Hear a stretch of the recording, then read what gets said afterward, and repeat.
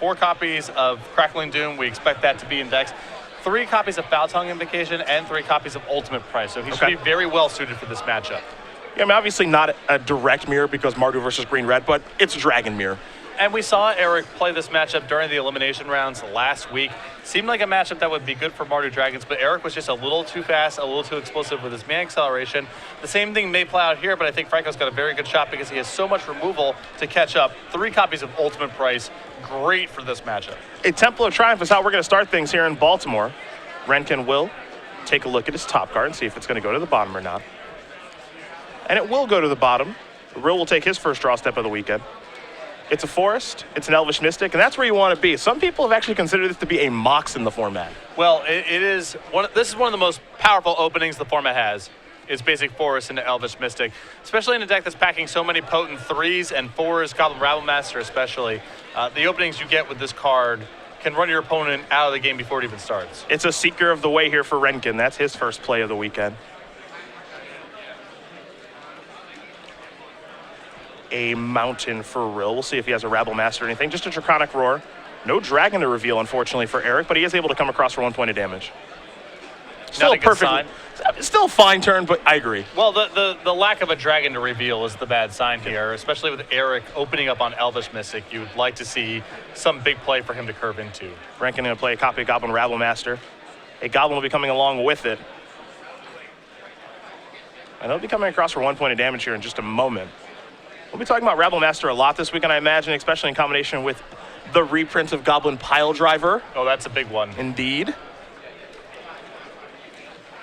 I didn't know if we'd see protection from blue anymore. Yeah, that's a conversation onto its own. Yeah. That is a very curious reprint. Not because the power level is out of control necessarily, but protection from color is something to do a lot less of. He didn't have a Dragon, but he does have a copy of Ashclaw Phoenix. Rill playing 2 main deck copies of that card again this weekend. Renken will take a draw step in just a moment. He wants to make sure he knows exactly what Ashclaw Phoenix does do. We don't see this card a ton in the format, but it's actually pretty good on this board right now. Well, Eric is just in the market for more high-impact flyers to accelerate into. This is not quite as good as some of the other options that he's already playing because it's not a Dragon. You would like more Dragons for various synergies with Haven and Draconic Roar and so forth, but Ashclaw Phoenix still pretty good against decks packing a lot of removal, which is a vulnerability of Dragons. There's only so many threats that really matter, and having something that requires 2 removal spells can be pretty valuable. Crackling Doom is going to take care of the front half of Ashclaw Phoenix. Rill will lose 2 as a result. Be heading down to 17. But that Morph can actually still block the Rabblemaster or the Goblin, so that kind of shows the power of Ashclaw Phoenix. Yeah, here, Franco had kind of 2 paths. He had one which is just only attack with the Goblins and allow the front half of Ashclaw Phoenix to trade or not, or this line of play, which offers up the trade with the Rabblemaster. This is 2 cards, but the Phoenix is accounted for. 2 damage just come across there for Renken. Rill's going to go down to 15. We're going to head back Rill's way. Now, he didn't have a Dragon to reveal Draconic Roar, but that doesn't mean he can't draw one. He's got this board pretty well handled so far. 2/1/1 Goblins, not the end of the world there for Eric. And Renken doesn't have many cards left in his hand. Looks like he's got a couple copies of Draconic Roar left over. Yeah, 2 copies of Draconic Roar and a Temple appear to be Franco's leftovers. Both these players obviously in the market for a Dragon at this point. That would be nice, I think. It's a Temple of Abandon here for Rill. He'll take a look at that top card. That one's going to the bottom pretty quickly. Did not like what he saw. Here's another copy of Ashclaw Phoenix. Not particularly good on this board, but he'll have to pass the turn back over to Renken. It was good that it got to trade with the Goblin Rabblemaster, but does not want anything to do with those 1/1 Goblins. That said, right now, Franco's clock is slow enough that Ashclaw Phoenix could either just race Franco in the air or do some blocking, absorbing removal spells and unmorphing sort of game. Well, it looks like a race is where we're going to be headed. The 2 Goblins come across. Rill will not block. He'll go down to 13. And now we're going to head back Rill's way. He'll take a draw step, still in search of a Dragon. Looks like he may have picked up a copy of Goblin Rabblemaster. Rather land-heavy hand at this point for Rill, too. He'll tap 3. It looks like it will be the Rabblemaster. Does also have a copy of Rattleclaw Mystic in hand. Rill going to attempt to go to the attack step. Looks like Renken's going to pause him, as we know he has got at least 1 Draconic Roar in hand. So he will cast that, take care of the Rabblemaster before the Goblin does join the battlefield. But just like for Rill, Renken with no Dragon to reveal. It doesn't look like Rill's ready to have a complete race just yet. Elvish Mystic going to hang back on defense. Crackling Doom also in Franco's hand, and if he can find a dragon, it's just so potent for him right now. Not only his ability to cast it, but his Draconic Roar gets turned on. He's got Crackling Doom for another 2 points of damage. Even with Eric at 13, Franco could conceivably burn him out or come close to it if he's able to draw a dragon. Franco going to take that 4. It's 14 to 13. Rill going to go down to 12 now from that Wooded Foothill. So search up a 4. So I think we're going to have a morphed Rattleclaw Mystic in just a moment. Get actually a lot of morphs in Rill's deck, so you do get to actually play the morph game. He's got 4 Deathmist Raptors, 2 Dent Protectors, and 2 Ashclaw Phoenixes. So that sort of little playing does come up a little bit. And that's a feature of a lot of decks in Standard. There are enough morphs, and Deathmist Raptor definitely promotes playing with a bunch of morphs, of course, but there are enough high-quality morphs where the situation does come up where you're not quite sure what you're playing against. In contrast to other formats with morphs where there was really only 1, maybe 2 in every color that was even close to tournament playable, there's a lot of solid morphs, and so the guessing game does come up. Temple of Triumph is where Renken's turn will begin. Looks like he's going to leave that card on top of his deck. Wouldn't surprise me if it was a dragon. That's what both of these decks are all about. See the Crackling Doom. Looks like there might be 2 copies of Crackling Doom in hand right now for Franco, along with the Draconic Roar. He will start with Draconic Roar. That'll take care of the Rattleclaw Mystic. Now those goblins can come across into the red zone. Rill's going to go down to 10. And now we're going to head back Eric's way in just a moment, with Franco having 2 copies of Crackling Doom in hand, and he left that card on top of the deck. I'm curious to see how much defense Eric is willing to play this turn, if he's willing to hold back the Ashclaw Phoenix. With Stormbreath Dragon on the top, that's no longer going to be the case. I think we're getting in the red zone. Yeah. If Franco left anything on top, got to assume it's Stormbreath Dragon or Thunderbreak Region. Yep. This will be an attack for 9.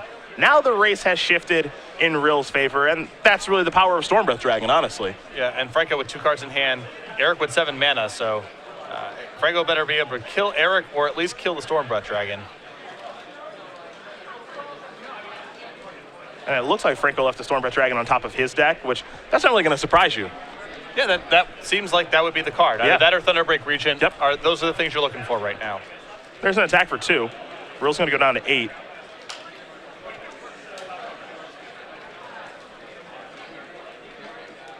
Yeah, that Stormbreath Dragon was the draw, along with 2 copies of Crackling Doom in hand. There is Crackling Doom. I have a feeling we're going to sacrifice an Ashclaw Phoenix. Very savvy play by Eric. Hey, that's why it's a 5-time champion right there. Sees every angle. Going to go down to 6. Even at the beginning of the morning, still sees everything. That's right. Eric is going to attack with all of his creatures, and that is going to get the job done. Eric Rill's going to win game number 1 here over Franco Renken. A timely Stormbreath Dragon going to help him get that game. Green Red Dragons up a game here over Mardu Dragons. And truth be told, not really that great of a draw for Rill that game. Well, I'll say this. Ashclaw Phoenix was the superstar of that game. It was good. The first copy traded with Crackling Doom and a Goblin Rabblemaster. Okay. And the second copy never really got answered. Yep. It was awesome that game. Even better than probably Thunderbreak Regent would have been, because that would have just died to 1 removal spell. And if it was a Crackling Doom that killed the Thunderbreak Regent, you don't even get the trigger. Exactly. So Ashclaw Phoenix, the card that some people point at Eric's wrist and wonder kind of what's going on here, you saw it pull more than its weight that game. To the sideboards we'll go. We'll start with Renken and his Mardu Dragons deck.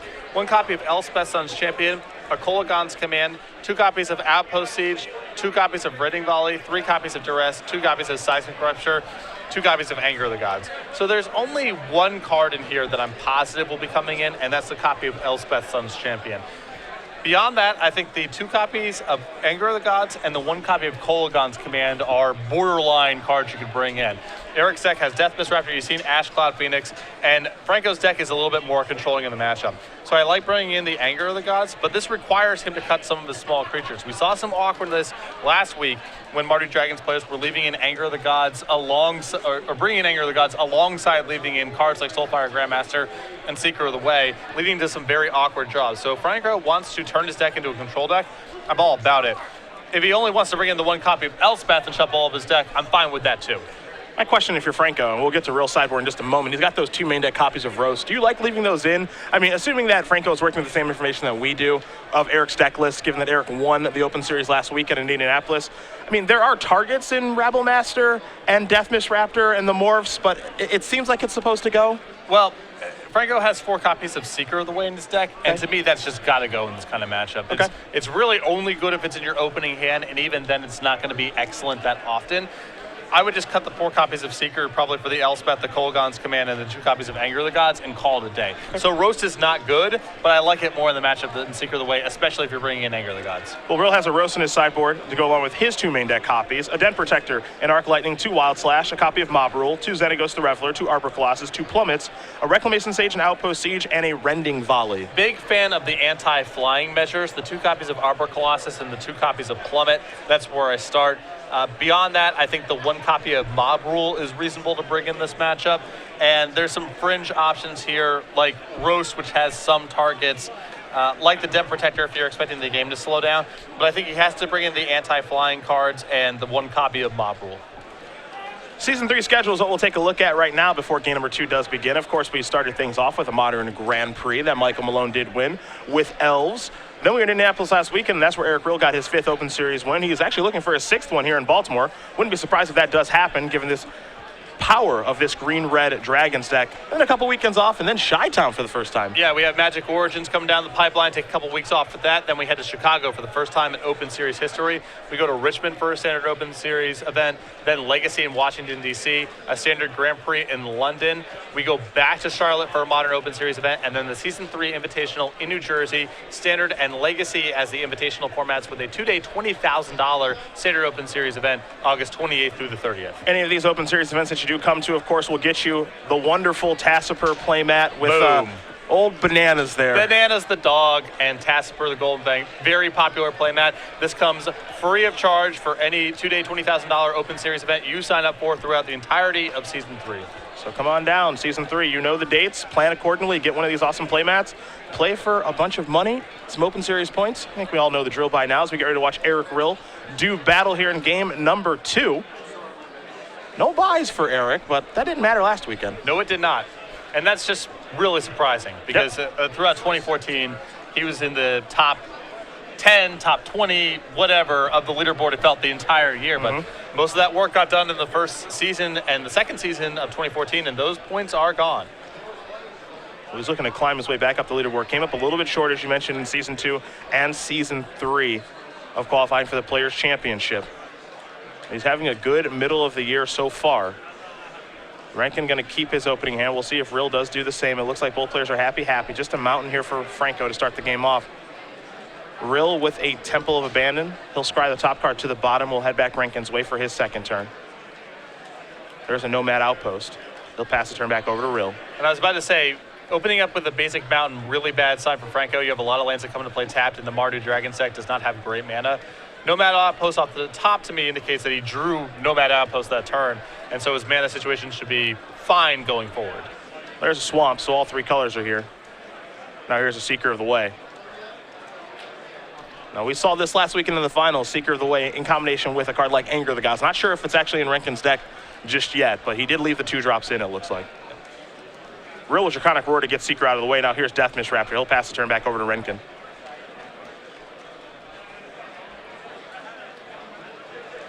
It's a Haven of the Spirit Dragon, our first of what will likely be many this weekend. Card is extremely powerful in these dragon strategies. Here is a Draconic Roar to go after Death Mist Raptor. And there is a dragon to reveal. 1 for 4 on Draconic Roar reveals. Not bad, gentlemen. Someone's got to deal 3 damage with that spell. Rill goes down to 17. Rill will take a draw step. And Renken's leftovers are just about perfect by the looks of it. Stormbat Dragons at an ultimate price. That's a good place to be. The question, I suppose, is does he have land number 5? Sort of. Ah, yes, this classic problem. Sort of. Yep. Does enter the battlefield tapped there in Nomad Outpost. We're going to go back to Rill. He played a Rugged Highlands last turn. That's why he's up to 18. There's a Wooded Foothills. All you can do is pass the turn back, so not an explosive start here for Eric at all. Well, I think that turn, even if Eric has, let's say, Stormbat Dragon, I don't even know if he can cast it. The tempo swing is so bad, and with Mardu Dragons having access to Ultimate Price and Crackling Doom in that spot, on top of possibly other banishing effects, I think Eric's got to wait for either Franco to tap out for his own threat or Eric to be in a position to cast 2 spells in 1 turn. But even if Eric has Storm Breath that turn, I don't think he can just cast it. I think it just goes badly for him too often. You're casting it into removal and just a really nice tempo swing. Exactly. Rill takes 4 from the dragon. He'll sacrifice the Wooded Foothills, take 1 from that as well. He's down to 13. And oddly enough, Eric didn't have the ability to have a little tempo swing action there, like a plummet, to be able to kill the Stormbreath Dragon. So that's difficult for him. And so now he's in some real trouble at this point because it doesn't look like his hand has very much action at all. That's the edge that Mardu Dragons has in the matchup, is that it's not that hard for them to answer dragons because you have the black cards. But on the green-red dragon side of the table, it's really hard to answer dragons. You have a couple plummets in your sideboard, but most of your removal is not that well equipped to handle large creatures. A Crater's Claws will take care of the Stormbreath Dragon and pass the turn back, but he has to take a hit from the Stormbreath Dragon, and then he gets to kill it. You kind of see the issue there. Yeah. Here's another Stormbreath Dragon. Rill getting prepared to take another 4. He's down to 9 now. We'll have to see if he has another answer to this card, because it certainly does require an answer. Here's a Bloodstained Mire from Renken. He'll pass the turn back over to Rill. Rill will take a draw step. He's got a Stormbreath Dragon of his own now.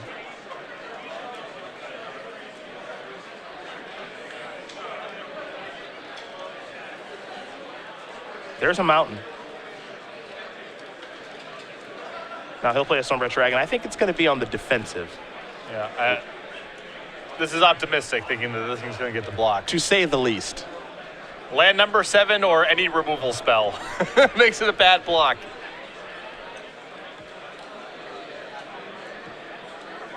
Well, we'll see if Renken does have land number 7, maybe to go monstrous with this thing. We know he has ultimate price number 1, so he'll fire that off to take care of the Stormbreath Dragon. Here comes the Stormbreath Dragon into the red zone. Rill will go down to 5. And the follow-up here is going to have to sacrifice that Bloodstained Mire to actually cast that Thunderbreak Regent. So he'll have to take 1 and go down to 19, play a Thunderbreak Regent. I'm not sure if there's any way out of this for Rill, because the one card he does not have in his sideboard this weekend is a card like Windstorm. Yeah, no Windstorm. I don't even think Arbor Colossus gets it done from this spot. Nor do I. Looks like Rill's already starting to pick up his lands and moving on to game number 3. So Franco Renken's going to win game number 2 here against Eric Rill. Mardu Dragons, Green-Red Dragons, they're going to head to game number 3. And you can kind of see the difference between the two decks, because Mardu Dragons has the ability to really efficiently take care of dragons where Green-Red does not. That's the battle. Eric's deck is faster because he has mana acceleration, and his mana is just a little bit smoother, both in terms of consistency and in the number of lands that come into play untapped. Franco's edge is cards like Ultimate Price and Crackling Doom. He's much more reliably able to answer dragons than Eric's deck does. Game 1 wasn't really an issue of that. Ash Cloud Phoenix just grinded down all of Franco's removal spells, and he was a little light on substantial action. But you saw in Game 2 there, Franco's removal much more reliable than Eric's. Well, as these players shuffle up here for game number 3, Rill will be on the play, of course. We'll talk about SCG Game Night. We are in June. Not much time left to get the old bunny here. Exactly. You are running out of time, so you want to head over to StarCityGames.com/game night, find the game night closest to you. Stores have the flexibility to run this program however they want to. You can run it sanctioned, unsanctioned, any format you want. Just get players in your store for some fun and friendly magic. We send out new kits every month. We got the July kit coming down the pipeline. This is the Piglet. Obviously, too late to get signed up for this, but if you want to get signed up for the August kit, we have the monkeys ready to go.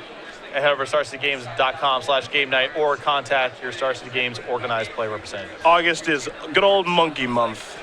I forgot, we get, Furious George. Furious George. That's the name of our monkey. Forgot Yeah. that we gave it a name, but I remembered it is Furious George stealing bananas for Monkey Month in August. As Patrick said, StarCityGames.com/game night for more information on that fantastic program. I want to thank you guys for making that a successful program, because we certainly can't do it without you as we do get ready here for game number 3. The Thrill Rill Assassin is on your right. Renken is on your left.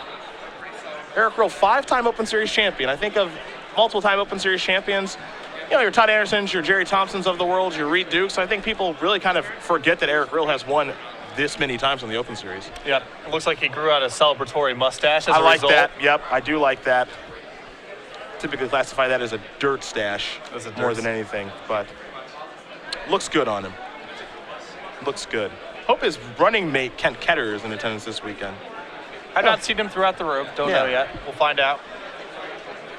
Normally when you see Eric, you do see Kent in the same room. And Kent, of course, did make the top 4 last weekend. Yeah, also a very good run. They were on opposite sides of the bracket, too. We came very close to having Kent and Eric square off in finals, but it was not to be. as Kent was bounced in the semifinals. Yeah, but it's green-black Dragons deck has certainly had an impact on things. I wouldn't be surprised to see a lot of that deck in the room. Looked very powerful when we watched them multiple times last weekend. Yeah, definitely impressive. If you are in the market for one of those green-black, mid-range, graveyard, synergy-oriented decks, that Dragons list to me is very impressive. As we did mention right at the top of the show, too, we'll be talking about a lot of Magic Origins spoilers this weekend, so we do want your questions at SCG Live, hashtag SCGBALT, all weekend long. A lot of sweet stuff coming out. We got some reprints of Goblin Pile Driver. All the Flip Planeswalkers have been spoiled for those who haven't seen those. A lot of sweet stuff going on in this set. I am loving it. We got a lot more spoilers coming out next week, too. Yeah, I can't wait for the pre-release. I'm very excited about this set. I'm hoping they held something back. Some goodies for Red. Yeah, they're giving you. They got the new Flame Javelin. Oh yeah. Yeah, I knew you would be a fan of that. Oh yeah. A Temple of Abandon is where Rill's going to start. So no Elvish Mystic here, but a little bit of fixing. If I got to battle Joe Lissette in Legacy with that card on my sideboard, we would have had some different outcomes. You'd be out of the booth, wouldn't you? Oh yeah. Yeah. I'd be running solo in here. A Nomad Outpost here from Renken. Here's a Rugged Highland, so Rill's going to get everything set up here for turn number 3. It doesn't even look like he has an Elvish Mystic to play. I don't know what's up with that one copy of Rugged Highlands. I know it's been grandfathered into every version of this list that I've ever seen, but then every time someone draws it, I'm like, why is that not another basic land or a mana confluence? Sometimes you just want a life, man. That's sure. I mean, maybe you just need a life sometimes. Not at that cost. Rill will take a draw step. He'll play another Temple. Boy, a slow start here for Eric. Well, at least he's at 21. You are right about that.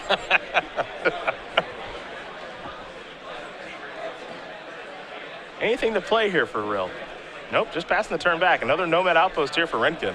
What's interesting in these kind of matchups is because of the threat of Goblin Rabblemaster on both sides of the table, these players are often going to say go on their second or third turn instead of playing something, because the sequence they're trying to avoid is Rabblemaster gets killed by something before combat, and then the other player untaps and casts a Rabblemaster of their own. Mm-hmm. So sometimes you get in a spot where they're going to err on the side of saying go instead of playing a low-impact card because of the threat of Rabblemaster. You don't want that tempo shift. No. It's really bad for you. No. Here's a Mountain from Rill. Does he have a Dragon to play? He's going to go with a Morph. That'll be the first play of the game. I'd be surprised if this makes it very far. But we will see as Renken will take a draw step. Well, we know that Renken only had 2 mana available there, so it's either Draconic Roar, which if he had, I'm sure he would cast, or Ultimate Price, which you can't cast. Yeah, he can't play it. A lot of the removal we see thus far isn't actually very good against a turn 3 Morph when he's only got 2 mana available. There's a Foul-Tongue Invocation in hand here for Renken. Look, he's going to play that. Does he have a Dragon to reveal? He does in Stormbreath Dragon. Now I suppose the question is, does he have a land to play to continue to work his way towards Stormbreath Dragon? Does not appear to be the case. Now, that's a good thing and a bad thing if you're Eric. The good thing is he doesn't have a land. The bad thing is his hand's all spells. Yeah, so the only thing you can really hope for is that his hand is a bunch of 5 mana, Stormbreath Dragons and similar threats, because the amount of mana he has available, Foul-Tongue Invocation, Ultimate Price, Crackling Doom, he can cast them all. Yep. So he may be able to weather the storm of threats that Eric's producing here, make some land drops, and then fire back with his own dragons. Here comes Stormbreath Dragon for Rill. He comes across for 4. Pass the turn back over to Renken. Renken's deck has plenty of answers to that card this week, and you have to imagine Rill's win last week, and it certainly influenced a lot of deck building for this weekend. You can see Ultimate Price and Crackling Doom in hand. Crackling Doom is the most efficient of these cards at this point, given the mana issues. Exactly. You want to use your 3 mana right now, so you can try to set up a sequence for 2 spells somewhere down the line with some of your cheaper stuff. The risk here is that, Crackling Doom does kill the largest target at all times. Ultimate Price does not necessarily kill everything. It does have a target now in Stormbreath Dragon, but that play is not totally straightforward. Renken down to 15 now. So Rill is the aggressor. There's a land. It's a Haven of the Spirit Dragon. Might be time, for the Ultimate Price. Looks like Renken may wait. This could be dangerous. Yeah, with an opponent with 6 mana in play, what you don't want to have happen here, especially with Franco having so many cards in his hand, is for Eric to go play the land number 7, attack you. Just get this off the table right now. Don't get too fancy. That's exactly what Renken will do. Ultimate Price takes care of the Stormbreath Dragon. We're going to head back Rill's way. He'll take a draw step. I think he's got a third Stormbreath Dragon in hand. There is a land. Here is Stormbreath, number 3. Sometimes Magic's really easy. Just play your stuff and attack with it. Well, you can tell Eric's got some reservation there because he knows about Ultimate Price and he's playing against a deck with nothing but removal spells. So he has 3 Stormbreath Dragons, but Franco's been able to answer them all. Yep. Renken's down to 11, but 3 Stormbreaths have been taken care of. Rill's going to sacrifice his Wooded Foothills, thin his deck out of a land. He's going to go down to 16 in the process. There's the mountain. There's only 1 Stormbreath Dragon left in that deck, though. So if you're Renken, you got to be feeling good about that aspect of things of, well, you know, there's not many haste threats that will be coming off that I have to worry about now. Yeah, Franco's hand rather is a little clunky here, and I think he's out of removal spells, so he's not out of the woods just yet. But you got to feel pretty comfortable being at 11, having answered 3 copies of Stormbreath Dragon. That would be a good time for Rill. Maybe find a card like Den Protector, even Ash Cloud Phoenix would be pretty good. He's already reaching for some mana. It'll be a copy of Goblin Rabblemaster. That'll bring a Goblin along with it, and now an attack for 1. So Renken's going to go down to 10. There's a land, and here's an Arbor Claw. So already he had some ammo left. Yep, and he could probably sense that there's no copy of Ultimate Price hanging out in Renken's hand because he would have answered the Rabblemaster with that most likely. And if Franco is out of banishing effects, Arbor Colossus can end this game very quickly. In fact, if Franco's follow-up play is just a flyer, Franco's dead. Dead, yeah. He's just dead.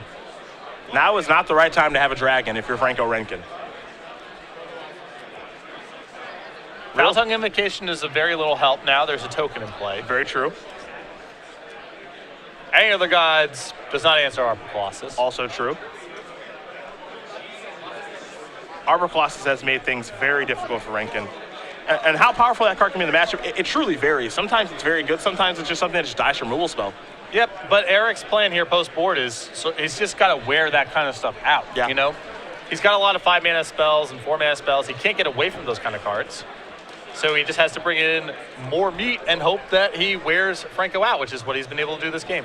Yeah, I suppose the hope here, if you're Renken, is maybe Rill tries to play around a card like Murderous Cut, but he's just going to activate the Monstrosity Arbor Colossus, kill that Thunderbreak Regent, make a Goblin, and get into the red zone.